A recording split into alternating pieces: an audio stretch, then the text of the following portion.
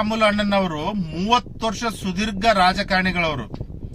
ಯಾವುದೇ ಒಂದು ಕಪ್ಪು ಚುಕ್ಕಿ ಇಲ್ಲದಂತ ರಾಜಕಾರಣ ಮಾಡಿದಂತ ವ್ಯಕ್ತಿ ಅವರು. ಇವತ್ತಿನ ದಿನ ಎಲ್ಲರ ತರ ರಾಜಕಾರಣಿ ಅವರಲ್ಲ, ಅರ್ಥ ಮಾಡ್ಕೊಳ್ಳಿ ನೀವು. ಇದೇ ತರ ನೆಕ್ಸ್ಟ್ ನೀವು ಶ್ರೀರಾಮುಲು ಅವರ ಮೇಲೆ ಏನಾದ್ರು ಗುಬೆ ಕುಣಿಸುವಂತ ಕೆಲಸ ಮತ್ತೆ ಹಿಂದಿಕ್ಕುವಂತ ಕೆಲಸ ಏನಾದ್ರು ಮಾಡಿದ್ರೆ ಅದು ನಿಮ್ಗೆ ಉಲ್ಟಾ ಹೊಡೆಯುತ್ತೆ ಮುಂದಿನ ದಿನಗಳಲ್ಲಿ. ಇದು ನಿಮ್ಗೆ ಎಚ್ಚರಿಕೆ ಇರಲಿ. ನಿಮ್ಗೊಂದು ಎಚ್ಚರಿಕೆ ಕೊಡ್ತಾ ಇದ್ದೀನಿ ವಾಲ್ಮೀಕಿ ಸಮುದಾಯದ ವತಿಯಿಂದ. ನೀವು ಇದೇ ತರ ರಮೇಶ್ ಜಾರಕಿಹೊಳಿಯನ್ನು ಮೂಲೆ ಗುಂಪು ಮಾಡುವುದರಲ್ಲಿ ನೀವು ಸಖತ್ತು ಲೀಡರ್ ಆದ್ರಿ. ಈ ಒಂದು ವಿಡಿಯೋ ಮಾಡುವ ಉದ್ದೇಶವೇನೆಂದರೆ, ಇದೇ ಒಂದು 2-3 ದಿನ ಹಿಂದೆ ಬಿಜೆಪಿ ರಾಷ್ಟ್ರೀಯ ಪ್ರಧಾನ ಕಾರ್ಯದರ್ಶಿಗಳಾದ ರಾಧಾ ಮೋಹನ್ ಅಗರ್ವಾಲ್ ಅವರು ಕೋರ್ ಕಮಿಟಿ ಸಂದರ್ಭದಲ್ಲಿ ಈ ಬಳ್ಳಾರಿ ಜಿಲ್ಲಾ ಸಂಡೂರು ತಾಲೂಕಿನ ಉಪಚುನಾವಣೆಯ ಒಂದು ಚುನಾವಣೆಯಲ್ಲಿ ಸೋತಿದ್ದ ಕಾರಣಕ್ಕಾಗಿ ಆ ಒಂದು ಸೋಲಿನ ಹೊಣೆಯನ್ನು ನಮ್ಮ ಶ್ರೀರಾಮುಲು ಅಣ್ಣನವರಿಗೆ ನೇರವಾಗಿ ಅವರು ಈ ಸಂಡೂರಿನ ಸೋಲಿನ ಹೊಣೆಯನ್ನು ಶ್ರೀರಾಮುಲು ಅಣ್ಣನವರಿಗೆ ನೇರವಾಗಿ ಅಂತ ಕೋರ್ ಕಮಿಟಿ ಸಭೆಯಲ್ಲಿ ಮತ್ತು ಹಿರಿಯ ನಾಯಕರ ಎದುರುಗಡೆನೆ ನೇರವಾಗಿ ಅಂದಿದ್ದು ಶ್ರೀರಾಮುಲು ಅಣ್ಣನ ಅಭಿಮಾನಿಗಳಿಗೆ ಬಹಳಷ್ಟು ನೋವುಂಟು ಮಾಡಿದೆ. ಆ ಒಂದು ಸಂಡೂರು ಸೋಲಿನ ಉಸ್ತುವಾರಿಗಳಾದ ಈ ಬಿಜೆಪಿ ರಾಜ್ಯಾಧ್ಯಕ್ಷರಾದ BY ವಿಜಯೇಂದ್ರ ಅವರು ಮತ್ತು ಜನಾರ್ದನ್ ರೆಡ್ಡಿ ಅವರು ಆ ಒಂದು ಉಸ್ತುವಾರಿಯನ್ನು ಒಪ್ಪಿಕೊಂಡಿದ್ರು ಸಂಡೂರು ತಾಲೂಕಿನ. ಆ ಸಂದರ್ಭದಲ್ಲಿ ಶ್ರೀರಾಮುಲು ಅಣ್ಣನವರು ಹಗಲಿರುಳು ಅನ್ನದೆ ಈ ಸಂಡೂರು ಉಪಚುನಾವಣೆಯ ಎಲೆಕ್ಷನ್ ಸಂದರ್ಭದಲ್ಲಿ ಹಗಲಿರುಳು ಅವರು ಪ್ರತಿ ಆ ಒಂದು ತಾಲೂಕಿನಲ್ಲಿ ಪ್ರತಿ ಹಳ್ಳಿ ಮಂಡಲದಲ್ಲಿ ಕೂಡ ಹೋಗಿ ಎಸ್ಟಿ ಸಮುದಾಯದ ಜನಗಳದಲ್ಲಿ ಹೋಗಿ ಅವರು ಒಂದು ಪಕ್ಷದ ಪರವಾಗಿ ಕೆಲಸ ಮಾಡಿದ್ದಾರೆ. ಪಕ್ಷದಲ್ಲಿ ಕೆಲಸ ಮಾಡಿದ ಅಲ್ಲದೆ ಅವರಿಗೆ ಈ ಒಂದು ಸಂದರ್ಭದಲ್ಲಿ ಸೋಲಿನ ಹೊಣೆಯನ್ನು ಹೊರಿಸುವಂತದ್ದು ಎಷ್ಟು ಸರಿ ಅಂತ ಈ ರಾಜ್ಯದ ನಮ್ಮ ಹಿಂದುಳಿದ ನಾಯಕ ಶ್ರೀರಾಮುಲು ಅಣ್ಣನವರಿಗೆ ಆ ರೀತಿ ಒಂದು ಹೊಣೆಯನ್ನು ಅಲ್ಲಿ ಕೋರ್ ಕಮಿಟಿ ಸಂದರ್ಭದಲ್ಲಿ ಹೊಣೆಯನ್ನು ಹೊರಿಸಿದಾರಲ್ಲ, ಆ ಒಂದು ನಮ್ಮ ದಲಿತ ಸಮುದಾಯದ ಜನಗಳಿಗೆ ಬಹಳಷ್ಟು ನೋವುಂಟು ಮಾಡಿದೆ. 3 ಕ್ಷೇತ್ರಗಳ ಬೈಕ್ ಚುನಾವಣೆ ಆದ ಮೇಲೆ ಆ 3 ಕ್ಷೇತ್ರಗಳಲ್ಲಿ ಸೋಲು ಅನುಭವ ಆಯ್ತು ಬಿಜೆಪಿ ಪಕ್ಷಕ್ಕೆ.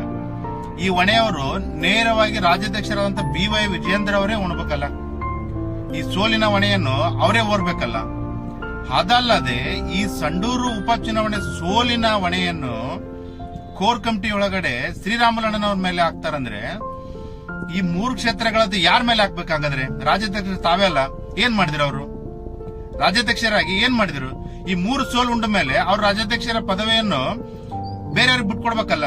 3 ಕ್ಷೇತ್ರ ಸೋಲು ಅನುಭವದಾದ್ರೂ ಕೂಡ ರಾಜಾರೋಷವಾಗಿ ರಾಜ್ಯದಲ್ಲಿ ಸಂಘಟನೆ ಯಾವ ರೀತಿ ಐತೆ ಅನ್ನೋದು ಇಡೀ ರಾಜ್ಯದ ಜನಕ್ಕೆ ಗೊತ್ತಾಗ್ತದಲ್ಲ. ವಿಜೇಂದ್ರ ಅವರೇ, ನಾನು ನಿಮ್ಗೆ ಒಂದು ಎಚ್ಚರಿಕೆ ಕೊಡ್ತಾ ಇದ್ದೀನಿ ವಾಲ್ಮೀಕಿ ಸಮುದಾಯದ ವತಿಯಿಂದ.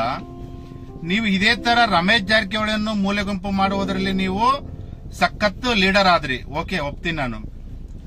ಇದೇ ನಿಮ್ಮ ತಂದೆಯವರು ಯಡಿಯೂರಪ್ಪನವರನ್ನು ಮೊದಲಿಗೆ ಮುಖ್ಯಮಂತ್ರಿ ಮಾಡಿದ್ದು ಶ್ರೀರಾಮುಲು ಅವರು. ಅಂತವ್ರನ್ನಾದ್ರೂ ನೀವು, ಅಂತ ಹಿರಿಯ ನಾಯಕರಾದ್ರೂ ನೀವು ವಿಶ್ವಾಸಕ್ಕೆ ತಗೊಳ್ಳಾರ್ದೆ ಅವರನ್ನು ಮೂಲೆ ಗುಂಪು ಮಾಡುವಂತ ಕೆಲಸ ನೀವು ಮಾಡ್ತಾ ಇದೀರಂದ್ಮೇಲೆ ಇದು ಎಷ್ಟು ವಿಪರ್ಯಾಸ ನೋಡಿ. ನೀವು ಮಾಡ್ತಾ ಇರೋ ಕೆಲಸ ಯಾವ ರೀತಿ ಇದೆ ಅಂತ ಹಿರಿಯರಿಗೆ ನೀವು ಯಾವ ರೀತಿ ವಿಶ್ವಾಸಕ್ಕೆ ತಗೊಂಡ್ರಿ ಅಂತ ಇಲ್ಲೇ ಅರ್ಥ ಆಗ್ತದಲ್ಲ.